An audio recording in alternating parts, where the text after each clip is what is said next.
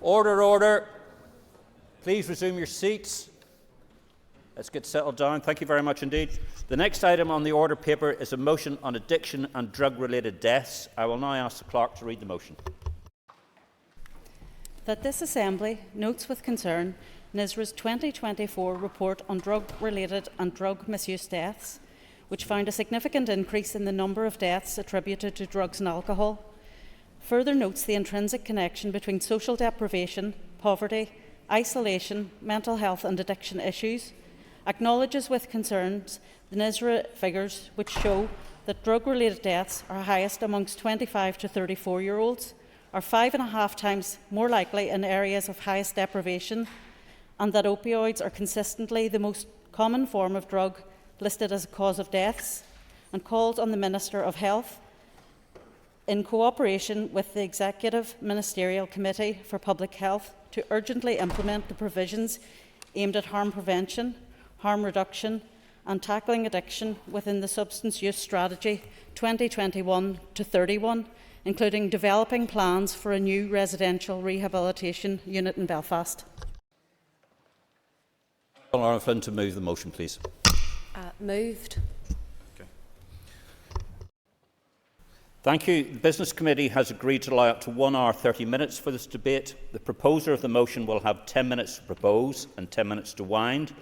And as an amendment has been selected and is published on the marshalled list, the Business Committee has agreed that 15 minutes will be added to the total time for this debate. Please open the debate on the motion. Thank you. So first of all, it gives me no joy to bring forward this motion today, as it comes from a place of sadness and tragedy. For the past 3 years, I have been working with bereaved families from across the north and campaigning alongside them in the hope that we can secure additional resources to help people battling with addiction and to help prevent and reduce harm where that's possible. My time spent with these families has honestly brought home the absolute devastation that drugs are causing to families within all of our communities. I doubt that any member within this chamber would struggle to think of a family who they either know personally or who they represent and who they've worked with, who has not been affected or who isn't currently affected by the awful disease that is addiction.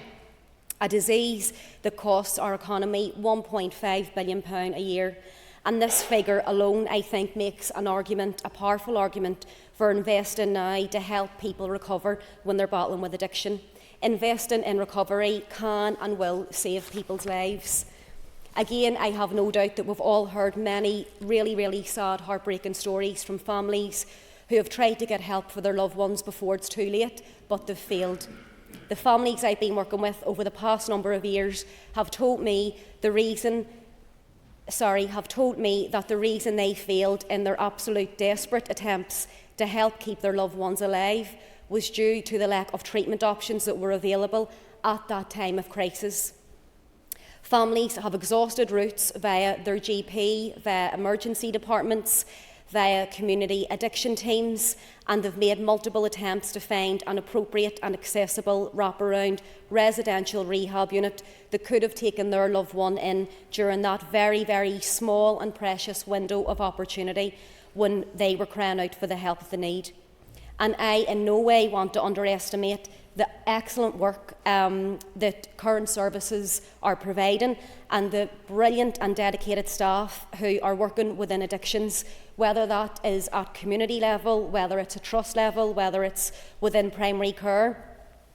But I do think that whenever we look at the deaths, which, as we know, over the past 10 years, they have doubled, that this is, I think, telling us that something somewhere is not working, because too many people are dying, and they're dying through what is an unnecessary death. Addiction is a disease, it's not a choice. It's turned families apart, and we shouldn't be leaving families to deal with the additional burden of not knowing where to turn, not knowing where to send their loved ones when they're battling with this illness. When we talk about harm reduction and harm prevention, I also believe that an overdose prevention facility is needed in Belfast. We know that throughout Europe, overdose prevention facilities have been very successful in managing overdose deaths. Of course, the ideal scenario would be that people weren't injecting drugs, But if they're going to inject, it makes more sense to have them doing it where it is safe, where there are trained staff who can help them, monitor them, and who are able to work with those people. If the worst happens, if they might have an overdose, they can reverse that overdose. Rapid drug testing is another initiative that will also save lives. There's a model, and I know that the Minister is probably aware of this, but there's a model that is available through Queen's University at the minute. And I know budgets are tight and squeezed and whatever, but if there was a possibility to try and get that model funded, even for the first year to get it off the ground, this testing programme can provide a 24-hour turnaround in terms of confirming when dangerous and lethal drugs are in circulation on our streets. And this can allow for an alert system to kick into place, similar to what they have in Dublin and other parts of Britain. The Dublin model is being used elsewhere. If we could introduce that here at some form, at some level, this again is going to save lives. I'm conscious again, and it's in the amendment to the motion, that these issues do require an executive-wide support. And just yesterday, during question time with the Minister for Justice, we heard about the pressure that is within our prison systems. We know that all these people that sadly have fallen through the different gaps within health system, within education, within right across society, sadly then end up in jail with poor mental health and addiction. Within our education system, our schools and our school children are now at huge risk.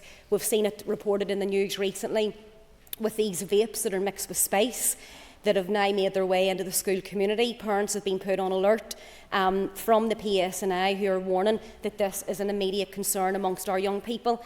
Every department must make interventions to help with these critical issues. And again, as the motion refers to, again, there's an intrinsic connection between poverty, deprivation, drug and alcohol addiction. And again, that's going to require a strong response from the Communities Department also in terms of anti-poverty interventions. So, you know, I completely understand that this really is cross-departmental and that each department does have a huge responsibility. But just in terms of health, I do sincerely hope that the Minister can respond positively to this motion and to support the calls that are actually coming from the families who are sadly now at the other end of this. Their loved ones have already died. Their lives have already been lost to drugs. And, you know, so my hope is surely that their voices can be heard loud and clear in today's debate. The Jack's Promise campaign group have invited parents, siblings, friends who have lost loved ones up to a candlelit vigil that's taken place over the past couple of years at the steps of Stormont in the mouth of Christmas, to try and just highlight that empty seat that they have around their Christmas table from their loved ones that have died.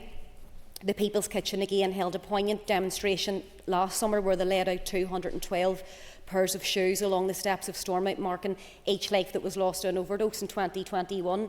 And I am really, really pleased again the Minister has agreed to meet with some families just this Thursday, which is a coincidence that we're actually debating this today. But I know that the Minister is going to be meeting and directly engaging with families this week. And I do also want to say that as officials, I know, because I've been in many of the meetings, have intently engaged with some of these bereaved families, which they appreciate, and they also appreciate the direct conversation with yourself on Thursday. But outside of the meetings and the engagement, we do need a firm commitment to try and deal with the rise in drug and alcohol deaths and the resources to assist with that. And I know it's not an easy ask. I want to conclude my remarks by highlighting the calls from mothers from the Belfast area who attended the Stormont Vigil that we held just a few months ago, and who are making direct pleas for a rehabilitation unit in Belfast. Chloe Lennon from West Belfast was 22 when she died from a drugs overdose in November 2022. Her mother, Lorraine, told BBC News her daughter started taking drugs at the age of 13. She suffered trauma, she took cannabis to deal with that, then she started taking pregabalin, cocaine, heroin and strong alcohol. Her mental health went through the roof. She needed help in Belfast, but there wasn't anything when she needed it. And what was just really, really heart-wrenching was 2 weeks after Chloe died, her mother says she received an appointment for help. One did come through saying that then they discharged her because she didn't attend her appointment. She didn't attend the appointment because she was already dead, and that's the words of her mother. It was too late. Again, Lorraine Brennan's son Jack died from a drugs overdose in 2021. She says Jack needed help. He was crying out for help, but there weren't the services available. I begged the mental health team, I think whenever Jack was brought down to A&E, to keep Jack in. He begged to be sectioned, but he was let home. Jack was also from West Belfast. He had been taking prescription drugs at 15. By 21, he was using heroin and suffered with mental health issues alongside his drug use. Lorraine says, we as a family want to prevent other families from losing a loved one to addiction and experiencing this painful grief and loss. We want to give our young people more hope and support when they need it. So the Jack's petition was presented to the Assembly in 2021. It now has over 4,000 signatures. Sadly, Jack's experience isn't an isolated one, and it's arguably one of the most common experiences that families are currently facing, not just in Belfast, but probably in every other area across the country. And I want to end my remarks by reading one of Jack's poems. Jack, God love him, wrote this poem just before he went into a rehab over in Liverpool. It's so heartbreaking. It's called The Days of My Life. Surrounded by people, yet all alone, trapped within this darkening zone, a world where chaos and hate overtake any but of happiness that tries to escape. Laughter and positive thoughts never seem to last, because I am haunted by memories of the past. Running the distance with nowhere to go, these are the days of my life, a Broadway show. I scream out for help, yet they never really hear. The demons of death are coming so near. Echoes in my head, tormenting me all day long, breaking the man who was once whole and strong. What does serenity mean anyway? Is it the spring in my step, or the words that I say? Suicide seems the answer. Many times I've tried. Happiness seems to be the tears that I've cried. Unable to distinguish what's real from fiction, hope is an illusion, an optimist's prediction. I wonder what it will take to get me right, a visit from the devil on a lonely night. Angels prepare to battle and take a stand to remind me of their holy land. When I want to give up, they push for me to be strong, and in my head I hear their comforting song. Life is an illusion, a constant mind trick on me. Who knows what my fate will be? Heaven and hell are both fair game. Will I find peace or leave them with shame? Surrounded by people, yet all alone, trapped within this darkening zone. Sorry for going over time there. Thank you, and thank you for those poignant remarks at the end there. Can I call on Alan Chambers to move the amendment? Oops. To propose and 5 minutes to wind. All the speakers will have 5 minutes. Over to you, Alan. Thank you, Mr. Deputy Speaker, and I'd like to commend the proposers of today's motion for bringing forward such an important topic for discussion today. Alcohol and drug abuse is an issue that can ruin families and sadly cost lives. And it goes without saying that I'd like to offer my deepest sympathies to all families who have sadly lost loved ones in such difficult circumstances. I cannot start to imagine the helplessness and the grief experienced by families of a close loved one as they watch them succumb to this dreadful illness of uncontrolled addiction. And unfortunately, there is not a town nor village or indeed corner of any of our constituencies that has escaped unscathed by the ravages of drug abuse and addiction.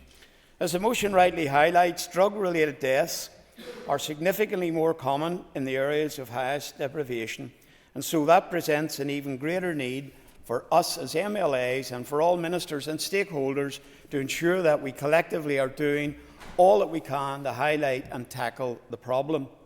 Of course, the dilemma with addiction and drug-related deaths is that the problem can be so large and multifaceted that it requires an all-encompassing response.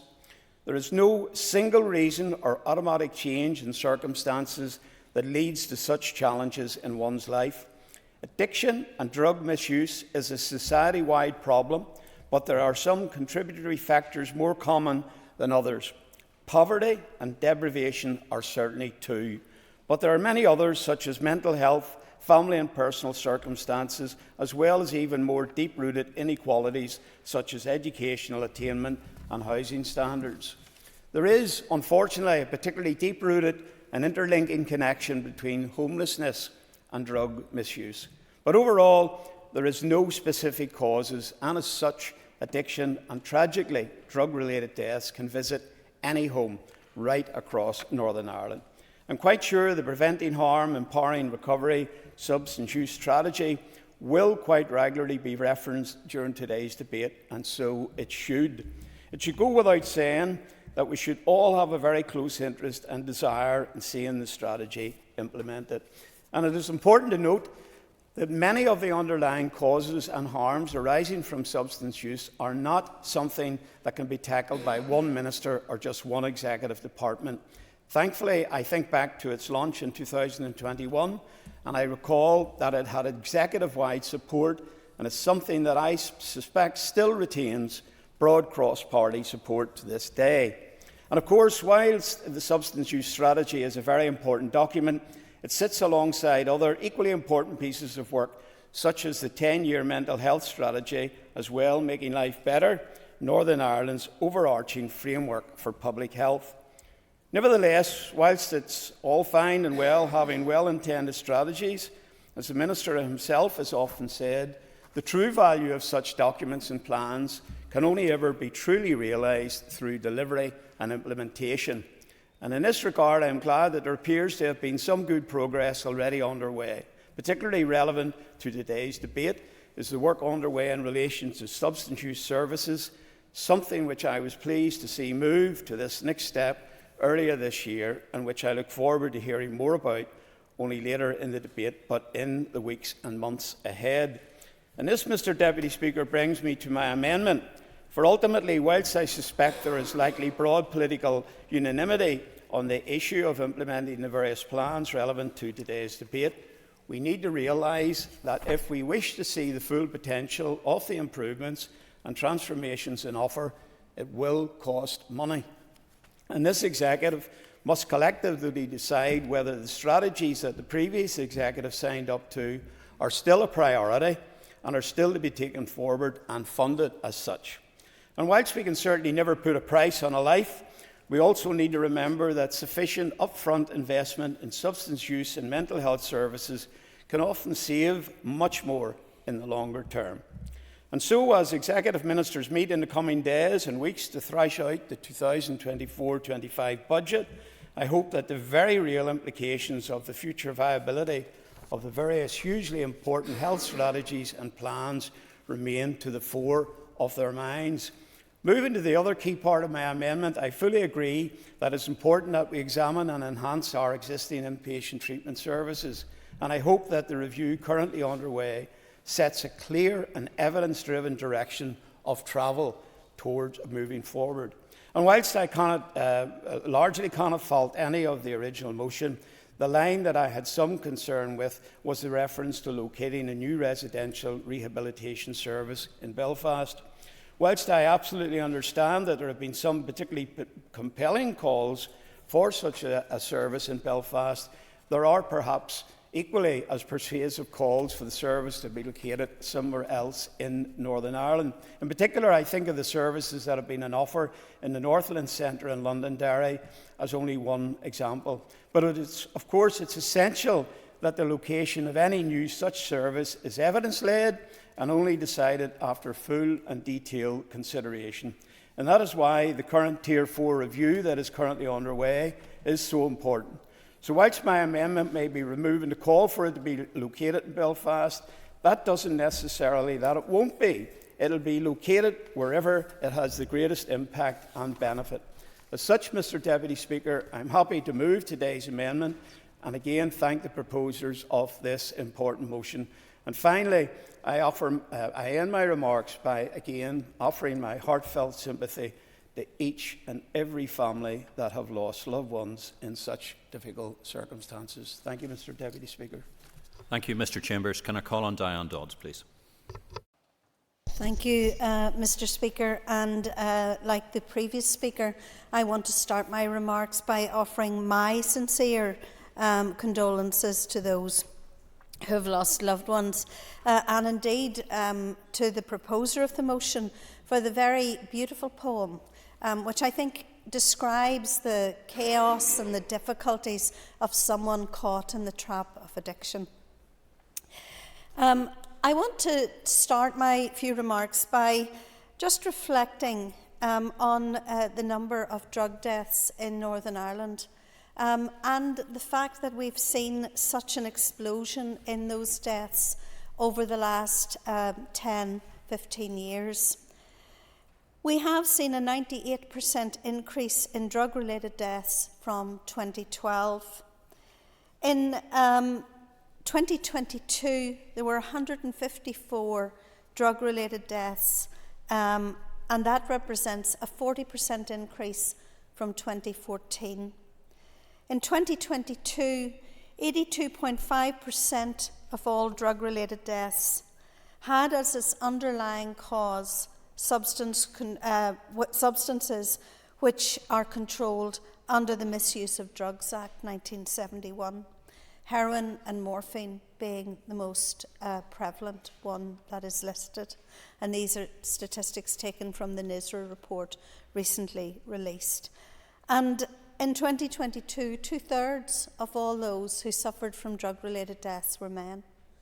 And I think that that is a really sad reflection on society and the increasing use of drugs. But I think it would be remiss of us here today not to say that we all support removing the scourge of drug dealers from our communities. They bring nothing but pain and death.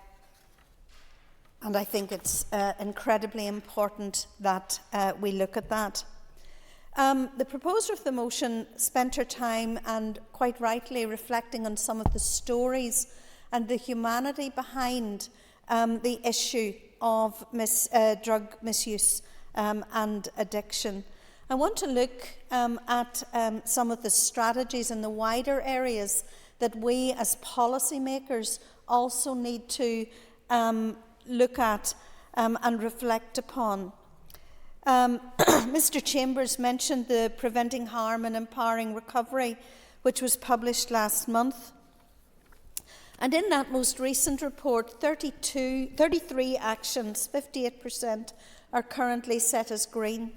So they are progressing as planned, and that is good news in many ways. But 24% are not. They're set as amber, since they require confirmation of additional funding. And one of the issues, and I did attend the meeting before the restoration of devolution on those community groups for whom funding has been cut. And one of the issues that's cited is the fact that community groups that deal with drug addiction and the misuse of drugs have had a lot of their funding cut, and we need to look at trying to restore that. Now, I appreciate, Minister, the difficulties. I understand the difficulties, and that is why I am supporting the amendment in relation to that, because I think it is very, very important. I think we also need to look at how we prevent and tackle and try to get it at source before this becomes a huge problem.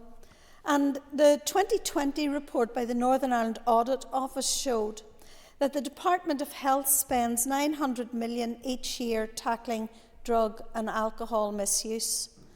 But only a small budget is allocated to combat this issue. $8 million for implementing the drug and alcohol strategy, and $8 million towards statutory addiction services. So I would suggest that if we are to prevent the huge amount of money that the health service spends on this very, very important issue, then we need to try to get into the prevention space much, much more quickly and much more effectively. Yes, of course I will. Would the member agree that that early intervention piece is key to ensuring that obviously we invest early, and the ultimate, in the long term, we will obviously save money for the health service? And the member has an extra minute. Thank you. I absolutely agree that it is totally key and extremely important. I want to speak a little bit in closing about dual diagnosis. It's a term used to describe the concurrence of a mental health problem alongside substance misuse. And this is a very significant issue for the health service. Up to 70% of people in drug services and 86% on alcohol services, these users also experience mental health problems. And it is really important that we actually look and deal with the issue of dual diagnosis. Many of these people are young. Between 64 and 88% of adolescents with substance use disorders have at least one coexisting mental health issue as well. And therefore, we Could I ask the member to draw remarks to a close, thank you, please? Mr. Speaker, and thank you for allowing me to go on. What we need is greater coordination between the services, and I would appeal for the Minister to look at this as well. Thank you very much indeed. I call on Danny Donnelly. Thank you, Mr. Deputy Speaker. Mr. Deputy Speaker, I rise to speak in support of both the motion and the amendment, and I thank colleagues from Sinn Féin and the Ulster Units for bringing these important issues to the Assembly today. NISRA's 2024 report on drug-related and drug misuse deaths makes for truly shocking reading. It's extremely concerning that there has been a 98% increase in deaths due to drug-related causes since 2012. It is also very concerning that the majority of these deaths, 55.8%, are individuals aged between 25 and 44. As the motion rightly states, opioids are consistently the most common form of drug listed as a cause of death, and an average of 118 deaths a year between 2020 and 2022. Road deaths, by comparison, average around 54, which obviously is still far too high. Like the proposer, I also attended the vigils just that we've had here at Stormont and spoke to families who have lost a loved one. And it can be easy to get lost in the statistics in debates such as this, but we should never forget that each drug and alcohol-related death is the loss of an individual, a devastating loss to their families, friends and the wider community. We must do everything we can to tackle the harms around substance abuse, and it is important that the Department of Health progresses the implementation of the 57 actions outlined in the substance use strategy. With support, people can turn their lives around. We have seen that again and again. As has been previously noted by members, tackling drug addiction and drug-related deaths is not solely a health issue, and a joined-up collaborative approach is required across the Executive to confront the root causes of drug addiction. Yep, certainly. And obviously the statistics in the report are shocking, and it's right and proper, as the member was just alluding to, that we need more than the Department for Health taking action. And whilst normally, at least in theory, we have a public health approach to alcohol and drug-related deaths, as a co-member of the gambling-related harm, ABT, would the member agree with me that we also need to tackle seriously addiction related to gambling harm, and that too needs to be included in any public health approach taken forward by the department? And the member has an extra minute. Thank you. Yes, absolutely, and as somebody who sits on the APG for reducing the harms of gambling, I have heard horrendous stories about the addictive nature of gambling, and certainly that we do have to address that as a public health issue. The motion notes the intrinsic connection between social deprivation, poverty, isolation, mental health and addiction issues, and there have been many steps that must be taken to confront each of these challenges. The absence of opportunities in many communities remains an issue for many young people, particularly in relation to housing and employment, which exacerbates existing poverty and isolation, while the greater prevalence of mental health problems, as noted by Diane Dodds, in Northern Ireland compared to the rest of the UK, not least because of the legacy of the Troubles, reiterates the importance of the full implementation of the Mental Health Strategy 2021 to 2031. We are happy to support the amendment. It is important that plans for residential rehabilitation service are outlined as soon as possible, especially in what constitutes a regionally strategic location. This does not necessarily have to be located in Belfast, as mentioned, but as being in the capital city where most of these issues are prevalent, a Belfast location may prove to be the most suitable and most beneficial.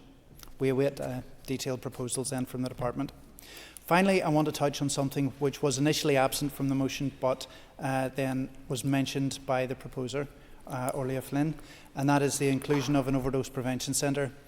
Overdose prevention centres are safe and hygienic spaces where people are allowed to inject drugs under the supervision of professionally trained staff who can offer safe equipment, drug testing and respond immediately to any overdoses.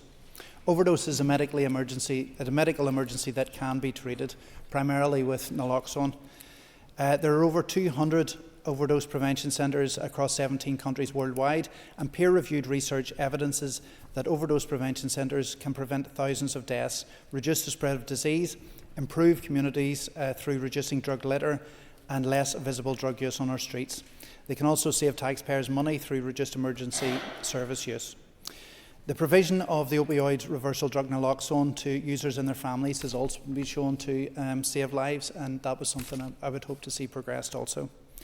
Overdose prevention centres are prohibited by Section 5 of the Misuse of Drugs Act 1971, but despite this there are plans to open the UK's first sanctioned facility later this year in Scotland, following the experience of an unsanctioned overdose prevention centre in Glasgow 2020 to 2021. The Lord Advocate of Scotland has provided guidance for police, highlighting that it is not in the public interest to prosecute someone using overdose prevention centres. Last year, Belfast City Council voted to support a motion to set up an overdose prevention centre in the city, and I believe the Assembly now should be looking at that. Doing so would complement this motion by providing a tried and proven method of saving lives and preventing drug-related deaths. We also need wider reform of drug policy and legislation, particularly the increasingly outdated Misuse of Drugs Act 1971, but this is a matter for Westminster, given these are primarily reserved matters. But in this Assembly, we must do all we can to reduce harm, to tackle addiction and to prevent drug-related deaths. And the provision of a regional rehabilitation centre and overdose prevention centres would be key steps forward. Thank you. Thank you very much indeed. I call on Mark Durkin. Mr. Deputy Speaker, addiction is a plague within our society.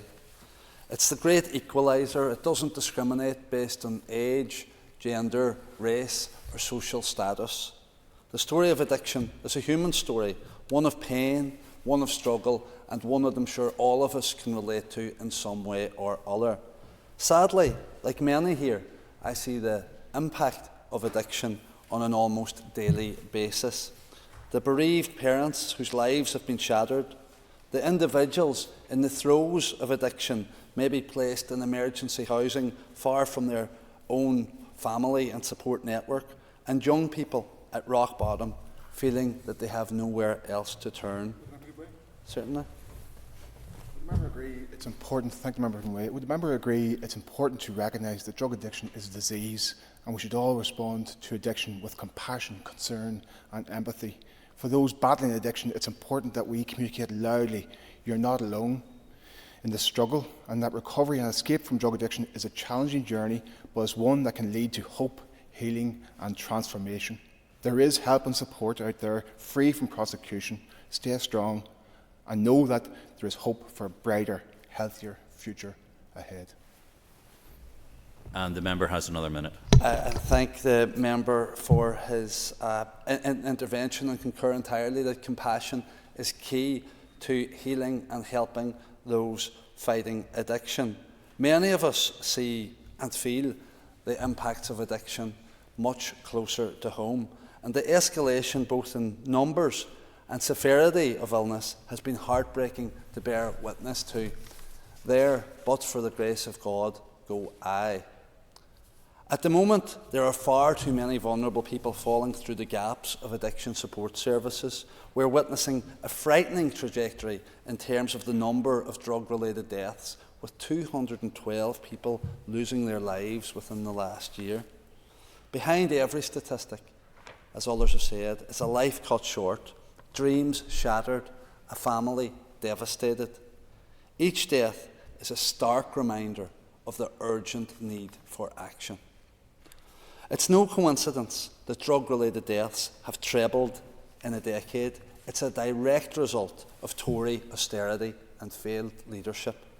The failures of government exact the highest cost, the loss of life. Our post-pandemic landscape and the cost of living crisis have rubbed salt into the wounds, mounting pressures on broken lives. And whilst this motion negates the mention, but other speakers subsequently have, as did the proposer, the co-occurring conditions of addiction and mental health and the need for a dual diagnosis approach. Both conditions remain a harrowing feature in the lives of so many people here.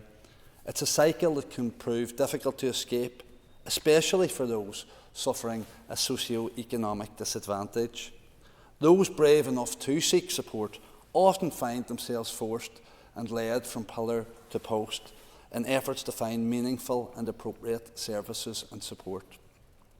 From housing to health services, it seems to have become at times a case of past the problem.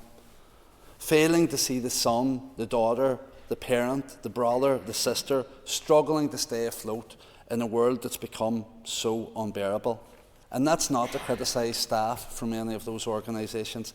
They too are working in a challenging environment, unequipped to deal with the complexities and volume of people that are presenting. I'm acutely aware that addiction is a complex issue.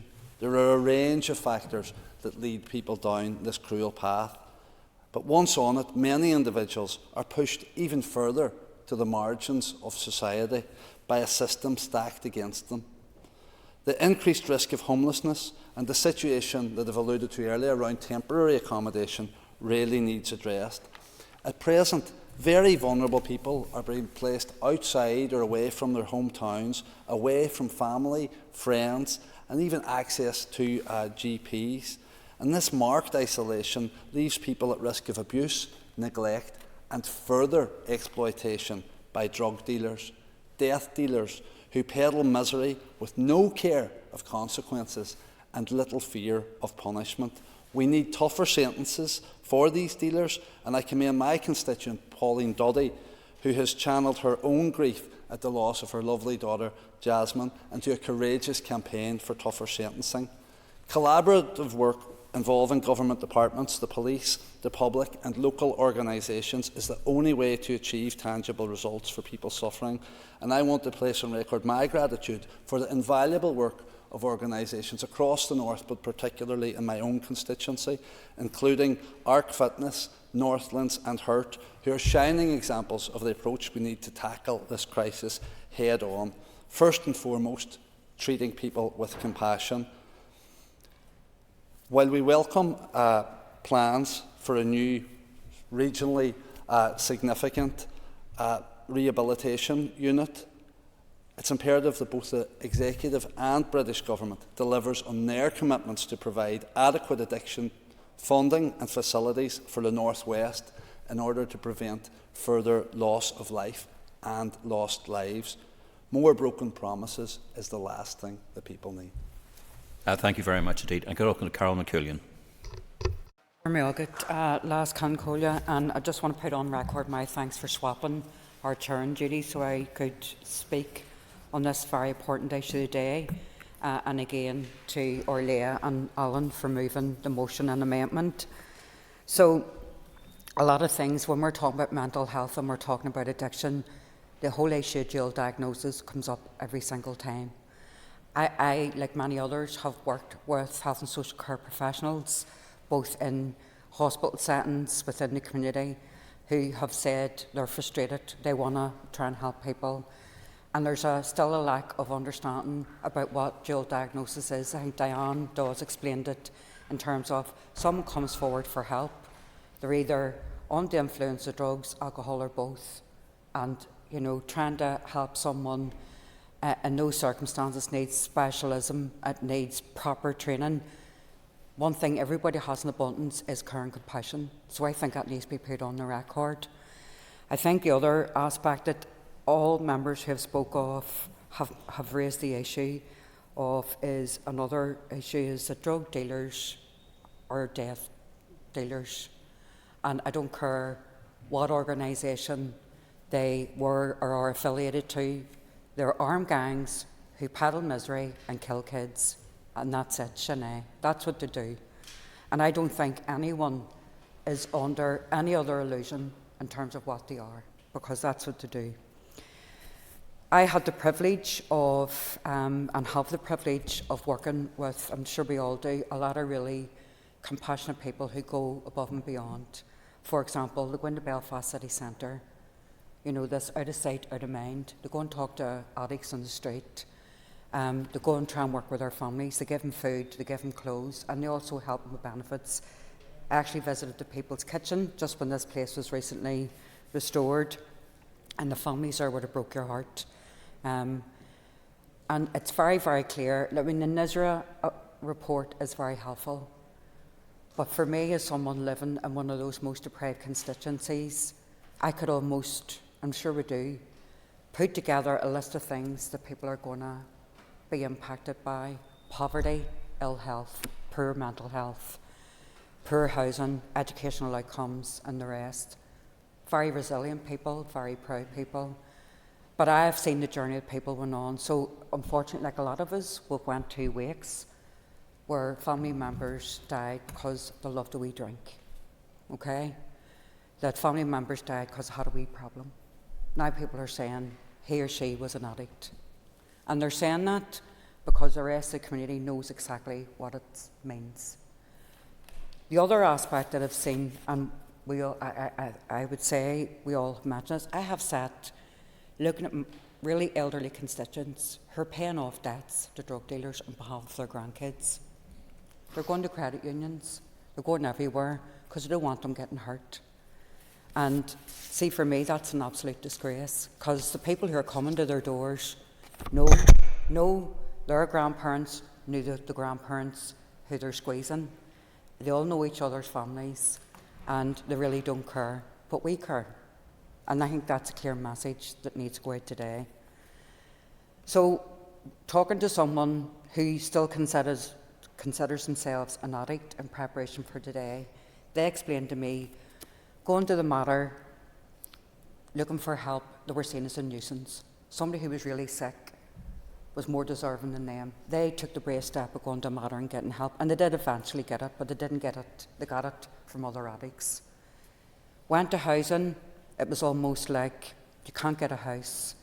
And when you did get a house or offered temporary accommodation, it was with a prevalence of drug-related problems. They wanted to get clean, they couldn't go. Oh, wait, surely.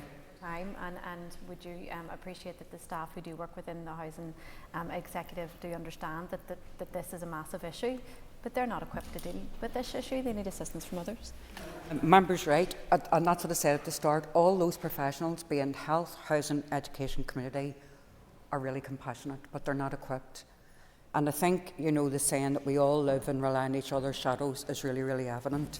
But we do need somewhere, we need a place where it actually says, you can come here and we can try and help. And that pathway and references to all those other supports that are there are going to be very clear.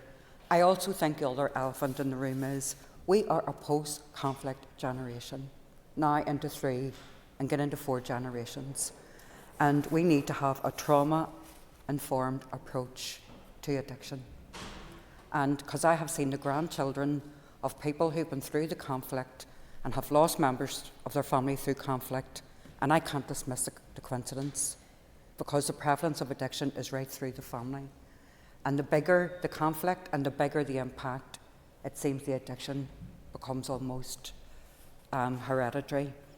I also want to thank all the other groups, all groups. So for us, it's where the need is. So Orlea, as a member of West Belfast, May as a member of North, are going to argue for Belfast.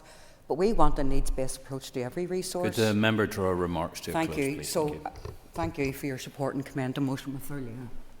Thank you very much indeed. Members, the Business Committee has arranged to meet at 1 o'clock today. I propose, therefore, by leave of the Assembly, to suspend the sitting until 2 o'clock. The debate will continue after question time, when the next member to be called will be Alan Robinson. The sitting is, by leave, suspended.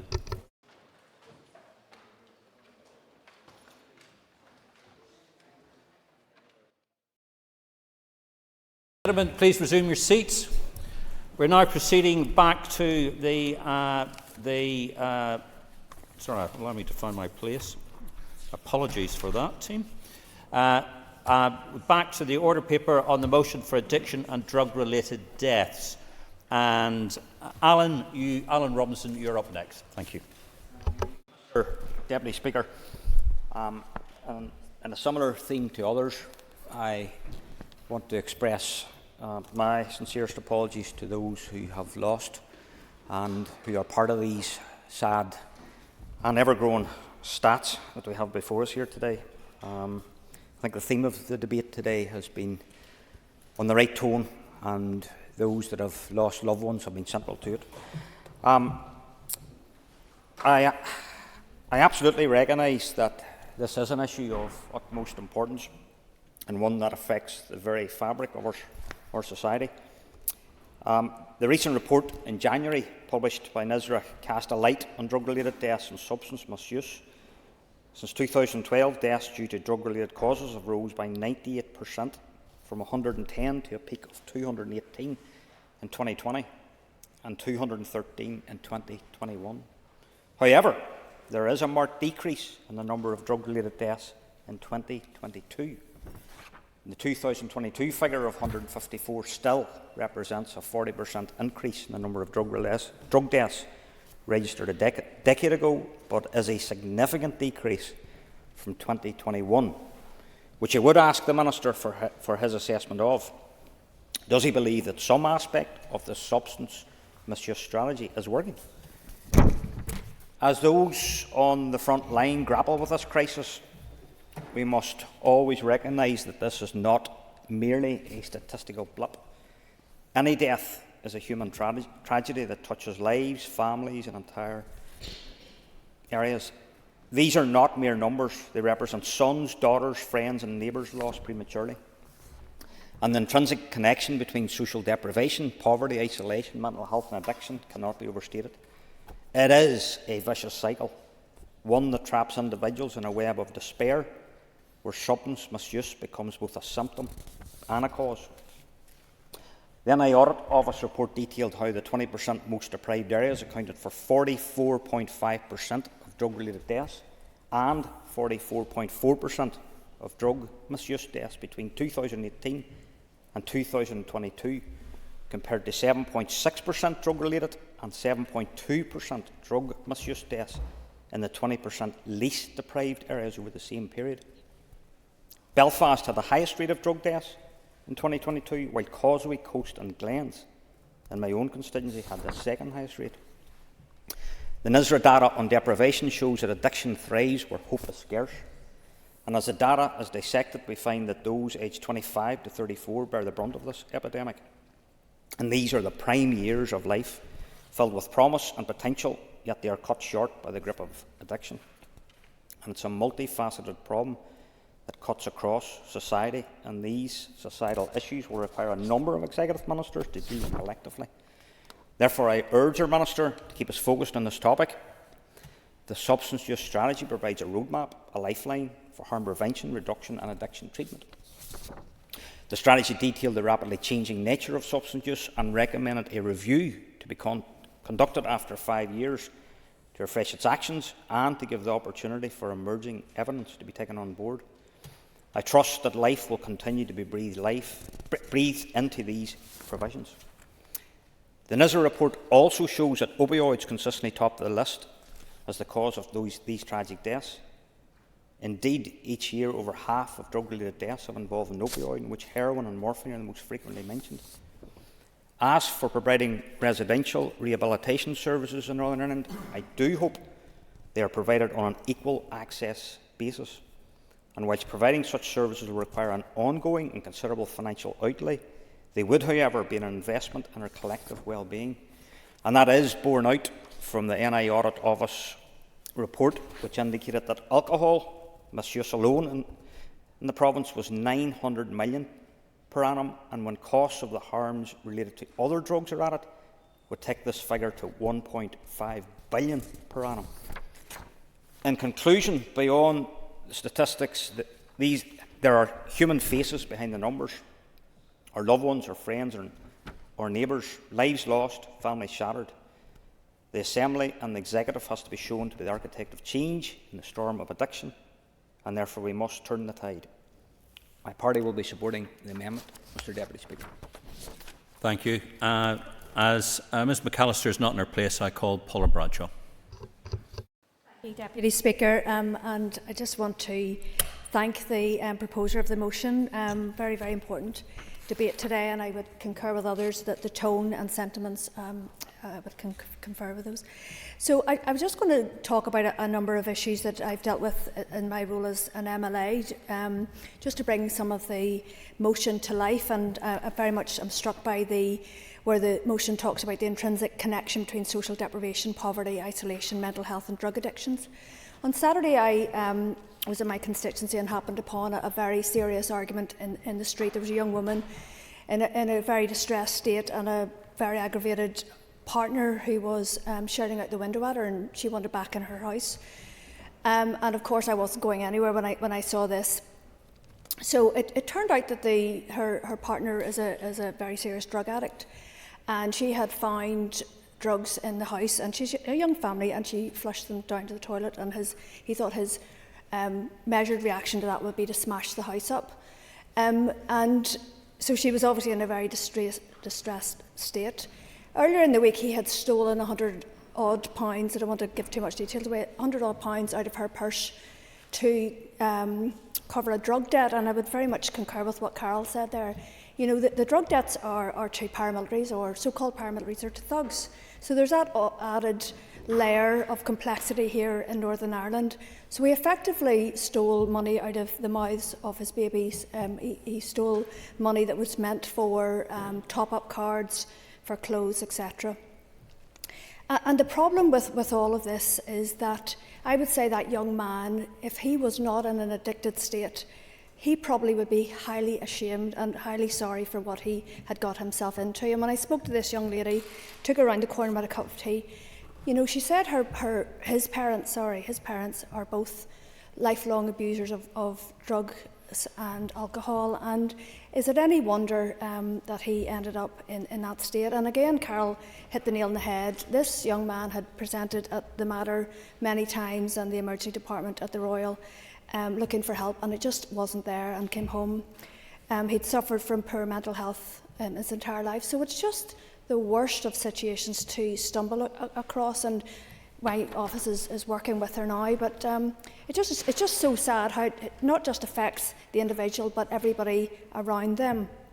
And I would then also pick up on the need for the residential rehabilitation unit in Belfast. And again, walking through my constituencies, I don't just do this on purpose, but I saw a really aggravated argument between a young woman who was clearly pregnant with a guy, and I just was not walking away. I'm not a superhero, but I'm just the type of person who just won't walk away from something if I'm just not sure that it's safe. And the next thing, the young woman smacked the guy up the face, so I then spoke up, and he ran off. But it turns out that this woman at 7 months had left the Royal, been in as an inpatient, still had the wristband on her arm, and she came straight from the Royal. Her boyfriend had picked her up, and she went straight down to Botanic Avenue to buy drugs, and the drug dealer had just taken her money and hadn't given her any money.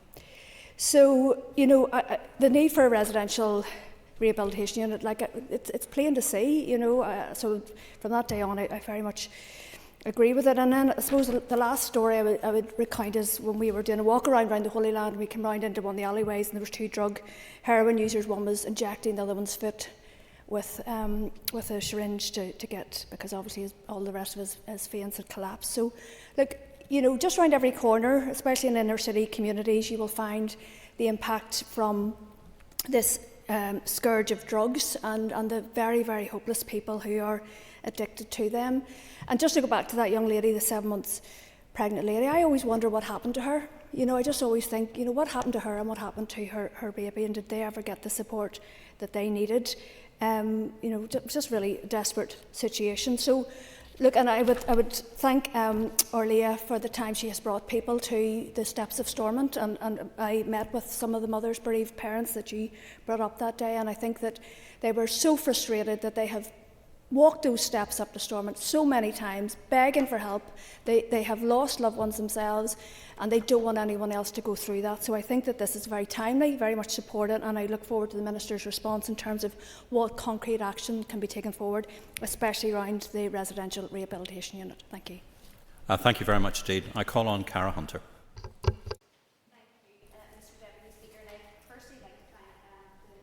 Who are bringing this really important motion forward, and I'd like to thank Orlia for the large number of work that she's done on this, and I know you care really passionately about this issue, so thank you so much for bringing this forward today. I too would just like to echo the sentiment here today with my condolences for families who have lost someone due to drugs or to alcohol, and my constituency colleague Mr Robinson touched on so eloquently around the complexities of the lives that these people live, but also in the Causeway Coast and Glens area, we do have a real drug problem, and a lot of people really need to know that the support is out there, and it's so difficult for the family network in their entirety, so that help is out there, and to please seek it. But I welcome this debate today on this pressing issue, which has been silently harming our communities. And for years, we have seen the undeniable link of drug use, alcoholism, mental health, suicide, and of course in the north, intergenerational trauma. These issues have defined so many of our lives, our families, and even our childhoods. And I have raised at the Education Committee the real need for us as MLAs and those that do sit on the committee to recognise how addiction actually impacts the entire home and the children within it, and the impact that these behaviours can have on children at school and their achievements, as this can often act as an adverse childhood experience. It can really shape their lives later in life and actually push them into having an addiction as well. Behind the stark statistics of addiction and drug deaths lie real humans, real human stories, each one a tragedy, each one of them has a family, and each one is a desperate call for action. Let us start with some really awful statistics. So in 2022, we know there was 154 drug-related deaths.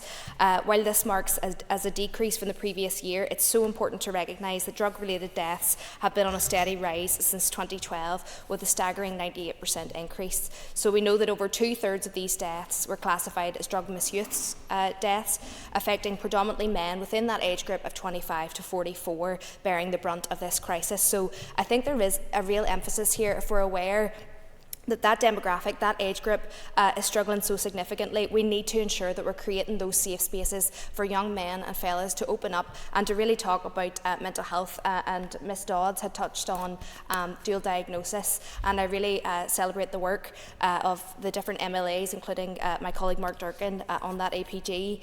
I really do believe it's so positive to see the cross-party support for these kinds of initiatives and talking about these societal issues that impact every one of us and our family at some point in our lives.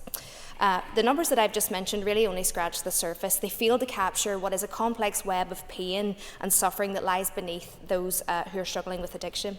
Behind each death lies a story of despair, both often rooted in intergenerational trauma, and many are using opioids, for example, to numb both psychological and physical pain.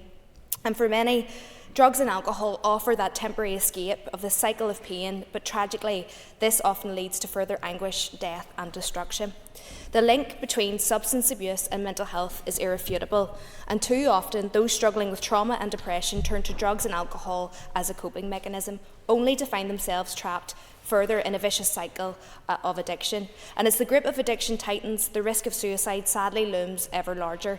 It is a vicious cycle, perpetrated by the legacy also of our troubled history, and I think this is a really important thing to note here, is we're well aware the impact that the Troubles has had on all backgrounds and beliefs across the north, and there's an undeniable link there. People are using alcohol and drugs to cope perhaps what's happened in their lifetime and their childhood.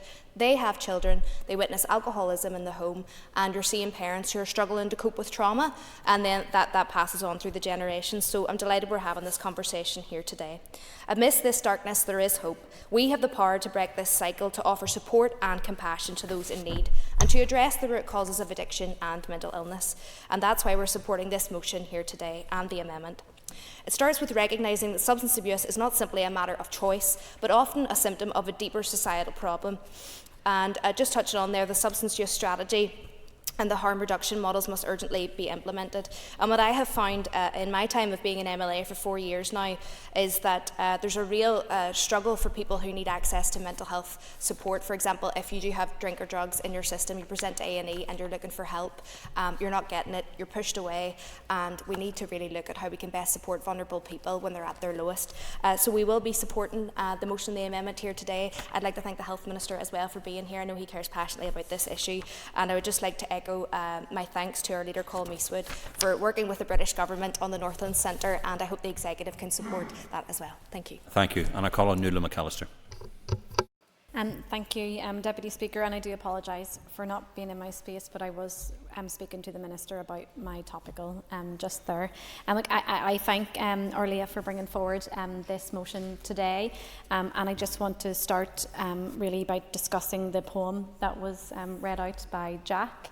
And I think that the poem is really reflective of his mind and how he was obviously quite an artistic and capable person who had a whole future ahead of him. And I think that's really sad about the fact that society has let Jack and his family, who have been left behind, down. And I think it is incumbent upon all of us, and most importantly the Minister, of course, to actually grapple with the issue of addiction in society. But of course it is not just a health approach. It is primarily and first and foremost a health approach, but not just a health approach.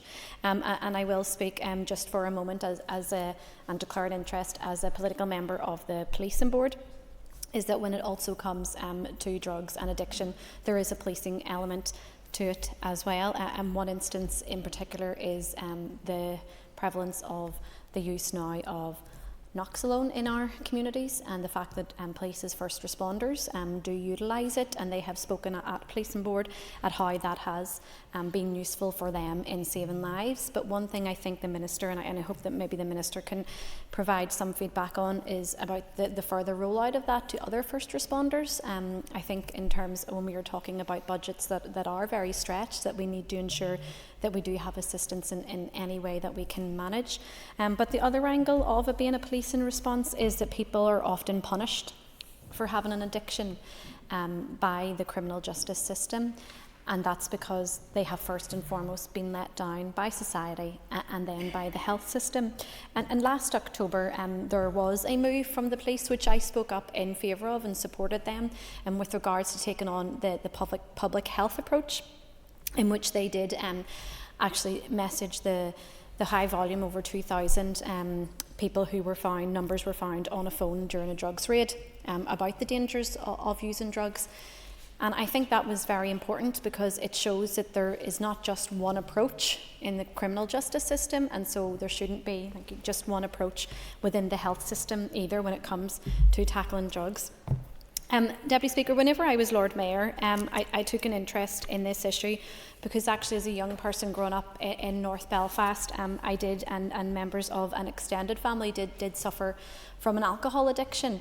And I thought rather naively at that time that it was their fault. But I was young, and I think it was important, though, that we do reflect and that your views do change, and it's important that they do. So I took it upon myself to actually become more knowledgeable in this area, and how it actually affects people, and how every single one of these individuals are people. So I went to DePaul, Ireland, Stella Maris, down in the Sailortown area of North Belfast, and I met some amazing people there who suffered very unfortunately with an alcohol addiction. And I spent a lot of time there, because actually it was just so important to have your eyes open to the realities of what life can throw at you. And just what the Speaker from North Belfast, Carol, mentioned was about the trauma that people actually have and face in their life. Whenever I thought about that yesterday, I texted someone who also went with me, only to learn that one of the residents there has died since from a drug overdose, with a needle found in their arm in a room all alone. And I wasn't aware of it at the time, and I think that's really sad. And actually, just on reflection, people only get angry about drug overdoses and deaths when they happen in public. But when they happen in quiet rooms, which they do very often, people don't get angry about it. And that's why we need a whole system approach, not just a health approach, not just a criminal justice approach, a communities approach too, because we also need to tackle poverty. We need to tackle the root causes of addiction and the harm that it can have on families and on the individual, most importantly, and compassion is the way forward. I understand that there's a lot to do with this regard. I understand that budgets are stretched, but actually it costs more to do nothing or very little than it actually does to implement a proper substance abuse strategy and to have that rehabilitation service. We are not concerned as to where it is located, because we don't want a postcode lottery. We want to ensure that everyone in Northern Ireland will have access to it where it's needed, so we will be supporting both the amendment and the motion. But hopefully I can hear some of the responses to some of the points I made from the Minister. But again, I want to thank the member for bringing forward this motion, and from being in the committee with the member, I know she is passionate about it. Could the member bring her remarks to a close, please? And we will also be joining her in campaigning on this issue for the long term. Thank you. Call on Jerry Carroll. Deputy Speaker, thank the member for bringing the motion today. Mr Deputy Speaker, it's clear that the war on drugs has failed. Working class areas are in the grips of a deepening mental health and drug addiction crisis, and those affected deserve our support. And communities devastated by years of austerity and inequality are at the sharp end of these crises, and this is a direct impact of the state, Westminster and Stormont's failure to uplift people out of poverty, to invest in mental health services and addiction support. There obviously are no quick and easy solutions to some of these problems, but I think we need to start with an approach that deals with it as a primarily and mainly a health issue rather than a criminal justice issue. We need to recognise that those using drugs are often self-medicating while forced to cope with the ravages of a broken economic system, and including having trauma themselves. Therefore, I do welcome the call today, Deputy Speaker, for the provision of properly equipped rehab centre. However, given the agenda of the Executive and talk of budget cuts and budget restraints, I would seriously question if they will provide the necessary funding, and I hope this motion is not just for the optics, because I think that Sinn Féin, the DUP, may want a rehab centre in theory. I would ask if they are prepared to bring it forward and fund it in practice. And similarly, no Executive party will say they want people to suffer from mental ill health but continue to underfund mental health services year on year. And by doing so, this government is condemning more people to addiction and far too many to death. And the number of drug deaths in the North has risen by 40% in 10 years. That has happened on the watch of the ruling parties here. And the need for better services is greater than ever. However, tackling this critical issue will require funding and resources. And I hope I'm wrong, Deputy Speaker, but I'm not confident that this Executive is prepared to provide it in the context of yet another austerity budget. Delivery of these services needs to be more than a hypothetical suggestion or a distant aspiration. And I think it's not mentioned in this motion, and it needs to have this in it, but we need to see a safe injection centre and more needle exchange programmes so we can prevent overdoses, ensure people's safety, and ensure needles are disposed of properly.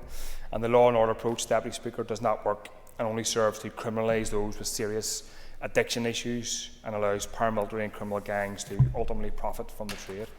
And by every metric, the war on drugs has failed. Drug use has remained largely the same, whilst drug deaths have actually increased. And time again we hear of the success of countries like Portugal, who have deployed a health-based model, and yet the state refuses to accept and listen to the evidence. Portugal has the lowest drug deaths in Western Europe, one-tenth the rate of Britain, 1/50th the rate of the US. And from around 2001 to 2018, Portugal's number of heroin addicts dropped from 100,000 to 25,000, a huge reduction of 75%.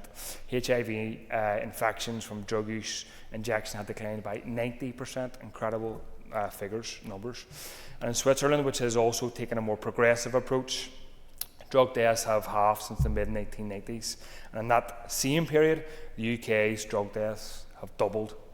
The health-based model, Mr Deputy Speaker, is safer, reduces drug use and saves money that would be otherwise pumped into futile policing and justice, which hasn't worked.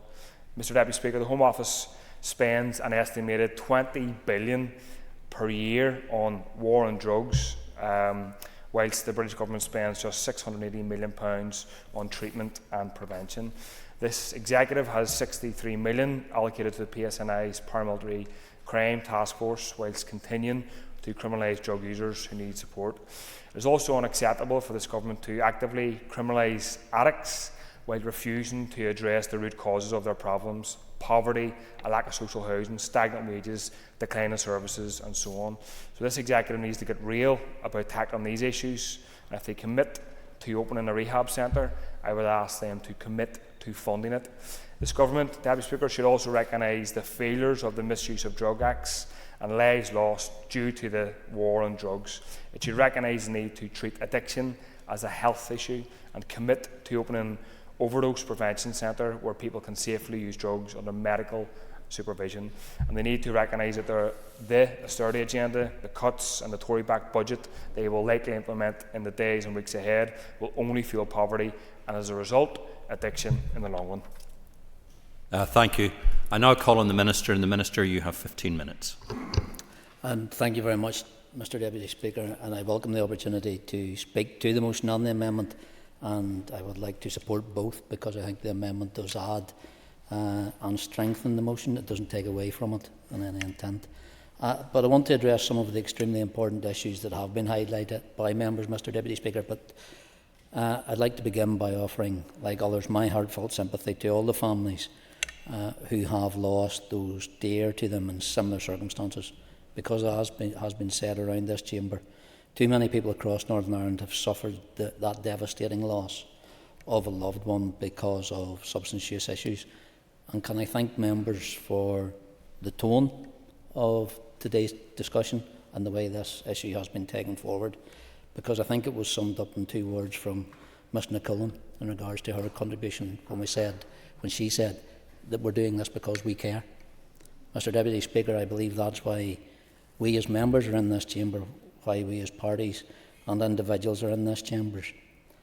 I have, and I think it was the proposer of the motion, Mr Leah Flynn, for bringing it forward, because I have worked with her extensively in regards to this, and I thank her for the acknowledgement that she gave to my officials in regards to the work that has been done in this, because I think through that co-working, that partnership approach that she brings, that our colleagues have brought and that other MLAs have brought, while we try jointly to tackle this very serious issue, I think it's how we best work together in regards to that. And I think not just today's motion, but the previous work that we have done collectively is a prime example of what we can do when we set our minds to it. And in that regard, I think that the member did note that I am meeting families later this week again with her at her invitation, because of how she's respected, I think, in the community that does want to tackle this very serious issue. Mr Deputy Speaker, today's motion asks us to note with concern NISRA's report on drug-related deaths and drug misuse deaths. The most recent drug death statistics, which has been quoted, published on the 31st of January 2024, are a reminder of the tragic impact that drug-related harm has on individuals, it has on families, and it has on communities across Northern Ireland. And I think it was Mr Robinson actually noticed that the positive reduction in drug-related deaths across Northern Ireland from 213 in 2021 to 153 in 2022. And like him, I do hope this isn't a blip, but a society that is going in the right direction as we use our strategies and we use the resources that we have available to keep the concentration on this.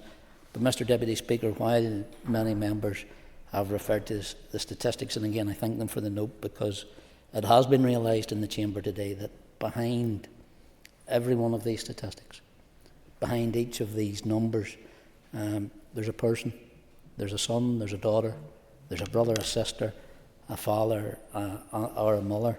So I think that's why the tone has been particularly welcome today. But what I will say is we can't be complacent, and we must continue to make this an area of priority going forward. And it's important to recognise that trend over the past decade has been upward indeed. So while today's motion focuses on the harms from drug use, it is vital, and again Ms McCullen raised it, that we also consider the impact of alcohol, because the most recent alcohol-specific death statistics published on the 14th of February show that there were 356 such deaths recorded in 2022. And that's a stark reminder, Mr Deputy Speaker, of the tragic and potentially lethal impact that alcohol can still have. So the harm related to substance use is driven, as has been noted, by a range of multifaceted issues that exist across the whole of our society, and they have been mentioned: poverty and deprivation, homelessness, unemployment, economic development, mental health and trauma, paramilitarism, community relations and justice, educational attainment, inequalities, and the legacy of the past. Because tackling these societal issues requires, as has been mentioned many times, the whole executive actually to operate collectively. The families that I've met will know only too well the pain and the sorrow that actually sits behind each and every death recorded due to substance use and those complex factors which drive people to substance use. So it's my view that every single one of these deaths is preventable, Mr Deputy Speaker, and we must continue to work to address all these issues. And I believe that the members in tabling this motion ask that we acknowledge that worrying statistic that the 25 to 34-year-old age group had the highest drug-related death rate of any age group in 2022. In addition, the figures confirm once again that drug-related and drug misuse deaths continue to be higher in areas of those highest deprivations. And rightfully, today's motion also notes that intrinsic connection, as I've said, between social deprivation, poverty, isolation, mental health and addiction issues. As we're all aware, these are not issues that health and social care can solve on their own. So to be truly effective, our response must therefore be a collective one. And I'll continue to work with colleagues in this House, in the committee, and across all areas, and especially my ministerial colleagues and other departments, to address these challenging societal issues. So for example, Mr Deputy Speaker, my department works closely with colleagues in the Department of Communities to look at the needs of those who are suffering homelessness.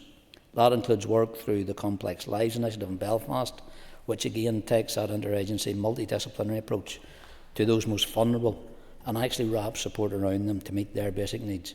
We also work closely with the Department of Justice on enforcement, on community safety and on healthcare needs of those in the justice system. And again, rightly, the motion tabled today also calls on me as Minister of Health to implement the provisions aimed at harm prevention, at harm reduction, and actually tackling addiction within our substance use strategy. As members will be aware, I also launched our 10-year substance use strategy, Preventing Harm, Empowering Recovery. Launched that in September 21 with the full support of the Executive. And the alcohol and drug-related statistics that we have touched on already demonstrate why we need actually to continue to focus and drill down on the full implementation of that strategy. Because it's that strategy that sets out the values and the priorities which actually underpins all of our efforts in this area. That includes establishing targeting groups where the need is greatest and where it's most necessary that the strategy is effective. Because there are three main priorities groups described in that strategy, which are believed actually to be most at risk of harm: those who are homeless, those who inject drugs, and those who are in contact with the justice system. It's that strategy that also recognises the risks that face our young people today and sets out what we need to do more in that space. Our strategy aims to directly reduce the harm for these groups through that focus, as has been said, on prevention and on harm reduction support measures for people in those groups who use alcohol and other drugs. But in recognising that, and in recognising that as a growing issue, work is underway to develop what should be a new holistic strategic plan for the delivery of substance use services. That will seek to improve the availability, accessibility and the quality of treatment and support provided right across Northern Ireland. And that strategic commissioning plan was consulted on earlier this year following a co-production process that involved over 100 individuals and organisations. It's that strategic plan which is being currently updated and finalised following that consultation that will be published in the near future. And then it will become the new roadmap, a new roadmap for effective services, not just for my department, but for any organisation looking to address substance use related issues. But, Mr Deputy Speaker, a plan on its own won't solve all our issues. I will, yeah. Would the Minister agree with me rather that part of the holistic approach that he outlined would be the challenge the Misuse of Drugs Act, which is, as he stated to me, a reserved matter, but helps to criminalise addicts? You can't treat and support somebody in a healthcare way if they're criminalised. So would he agree that part of the approach would be to challenge the Misuse of Drugs Act as well? And I do, and I think it goes back to that point that the member and other members have raised, how we look at this. Mr Speaker, the abuse of drugs and the substance use strategy that sits in my department sits rightly, I believe, within health. Addiction is a health issue. It's not a justice issue. We should not be punishing those people who cannot step out of that addiction and that cycle that continues, that keeps them where they are. So there is a health response, there's a public response, and there's a holistic approach across this assembly too. The member did mention, and it was in regards to the Misuse of Drugs Act 1971. Mr Deputy Speaker, we talk about overdose prevention centres and the opportunity for one in Northern Ireland. As the member has acknowledged, That's still UK-wide legislation, so it's not within my remit to be able to set one up here in Northern Ireland, but we do continue to monitor the evidence of the effectiveness of 2 different interventions, such that will actually be forthcoming both in the pilot overdose prevention facilities in Glasgow and also in Dublin. And we will give due consideration to new interventions as appropriate within the wider legislative framework. So, Mr Deputy Speaker, that's not something that I am actually opposed to.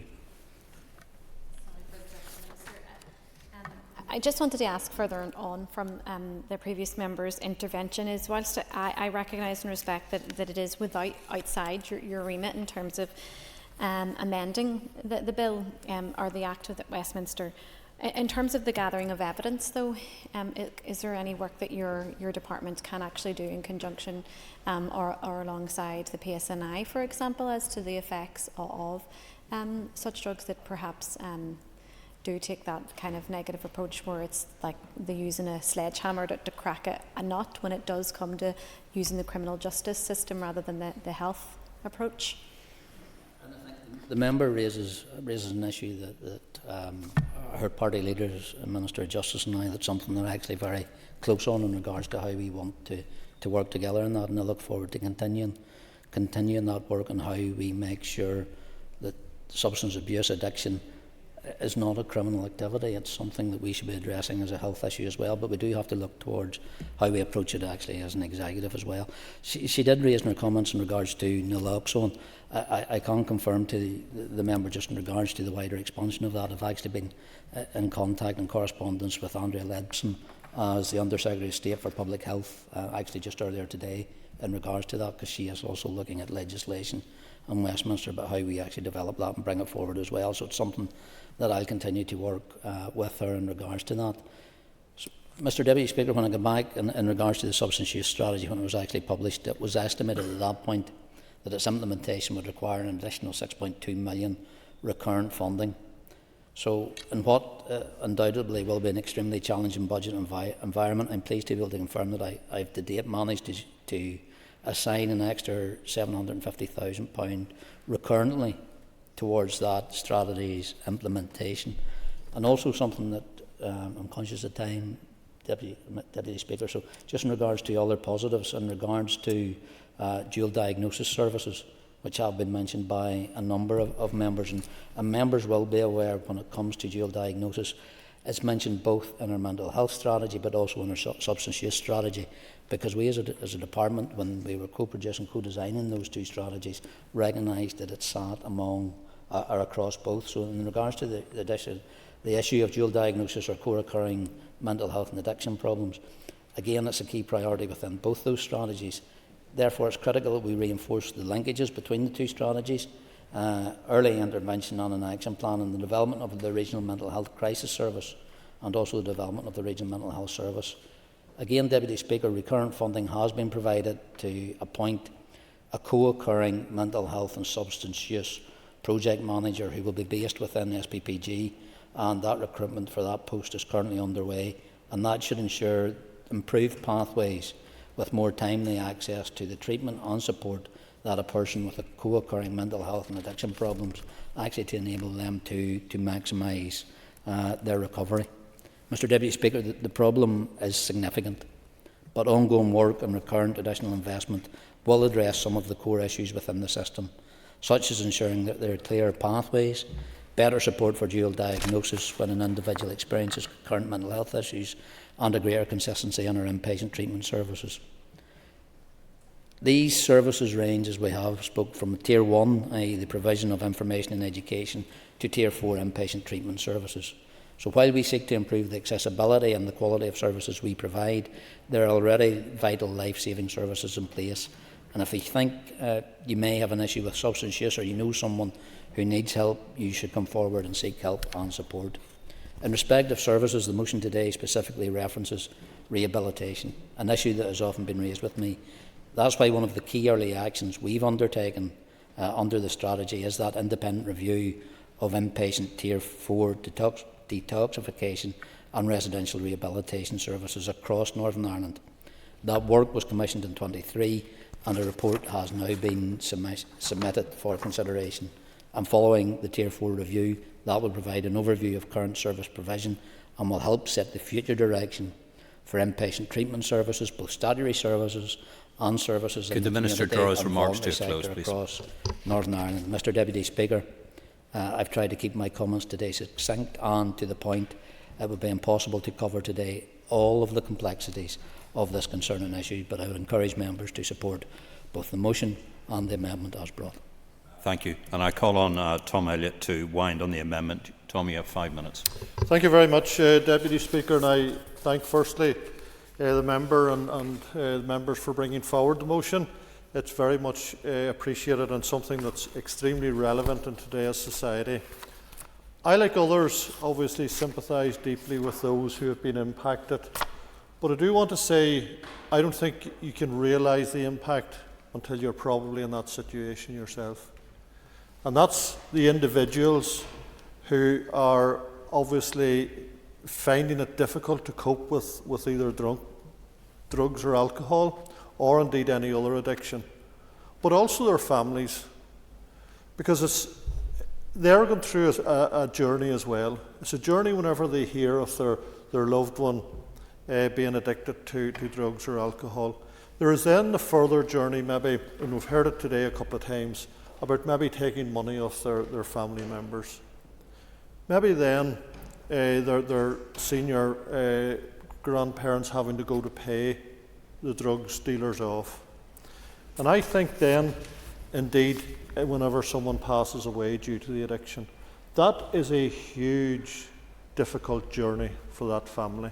And I think you can only, and you know, some of us are MLAs and we hear it from our constituents, but until you're in that situation of the family position, I don't think you can fully comprehend it at all. I was interested in a couple of members' particular comments, and the first was Karen Coulin, who, if I quote her correctly, said, "Drug dealers are death dealers." And other people mentioned that we have to deal with the dealers as well, because we can deal with the addictions, but until we get the dealers taken out of society as well, that is a very important issue. The second issue, and I think you understand what she was trying to say, and that's Ms McAllister, who did say that the only people that get angry or annoyed when they see people who have abused drugs or addiction are in the public, when they see it in public.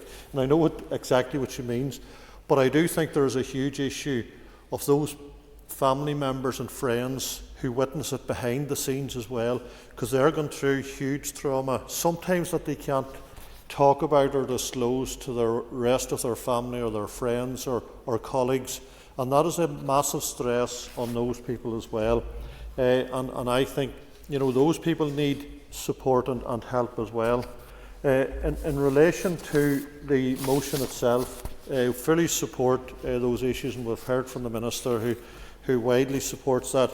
Our amendment was clearly just to say, well, we're not saying Belfast isn't the proper place for a rehabilitation unit, but there may be other locations. And I've heard a couple of people, including Mr Durkin, talk about Northlands in Londonderry as well. Very important centre in the northwest, but it's a regional centre. It provides huge support and help for the wider community. So I think what we're just saying is, don't write off those other areas as well, and maybe we'll have a couple of regional centres, because that's maybe what is required. And I do know that in respect of being at a cross-departmental problem, you only have to look at the resources that's tied up in justice, in education, in health, to realise that it is clearly a cross-departmental situation. I had the privilege of being in an emergency department for some hours quite recently, Mr Deputy Speaker, and the Minister of Health kindly got me special treatment. He made me stay there for probably in the region of 24 to 30 hours. Sure. So I did witness a lot of comings and goings, including people coming in that had clearly difficulties with addiction. And most of them were accompanied by police officers, usually at least 2 or 3.